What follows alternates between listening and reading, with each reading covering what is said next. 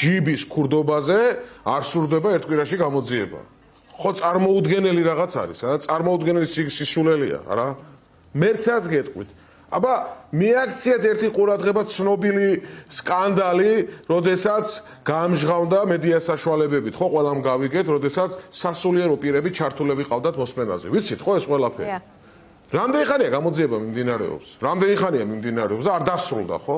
ანუ როცა უნდათ სწრაფი გამოძიება არ მიმდინარეობს და ამ შემთხვევაში ეფექტური და გონიურ ვადებში არ სრულდება და აქ საერთოდ წარმოუდგენელი რამ ხდება, ხო? არავის უდანაშაულობის პრეზუმპციას არ ვარღვევ, არაფერს არ ვამბობთ და ვიძახით, გადაჭრით, მაგრამ ვინმეს დაგვავიწყდა გომელაურის განცხადება კი, მაგრამ რა თქვა გომელაურმა ეს დაგვავიწყდა? აი ამასთან დაკავშირებითაა საუბარი.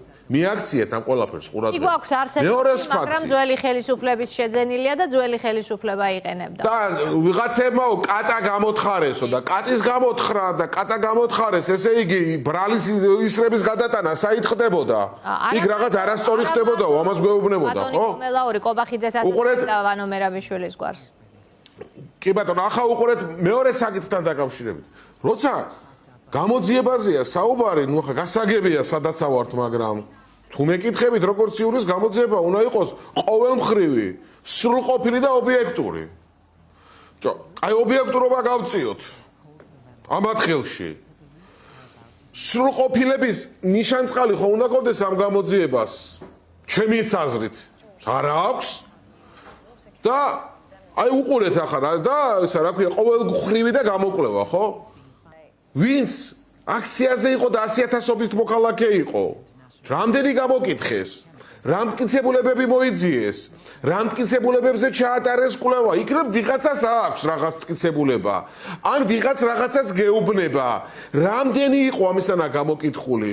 და უკაცრავად, მაგრამ ეჭვიტანილი ამაში. მე არავის უდანაშაულობის პრეზუმპციას არ ვარღვევ, მაგრამ ეჭვი ვიზე მიდის? რაო, რაც გვეუბნებოდნენ? ეჭვი მიდის ხელისუფლებაზე, ხო? და ხა როგორ გონიათ ხელისუფლებამ გამოიძია და გამოიქნებოდა ობიექტური, მოდი თქვენმა მაყურებელმა განსაზღვროს ეს ყველაფერი. მე კითხვას დავსვავ. და ვინმეს თუ ეჭვი ეპარება ჩემს ნათქვამში, როგორ გონიათ, თუ ის არის ეჭვიტანილი და ეჭვის ამ შემთხვევაში ისრები მიმართულია, ვინმეს გონია და თუ გონიათ კი ბატონო, დაიჯერეთ, რომ ამ ობიექტურობას დაგვექნებოდა საქმე ამ შემთხვევაში, ხო?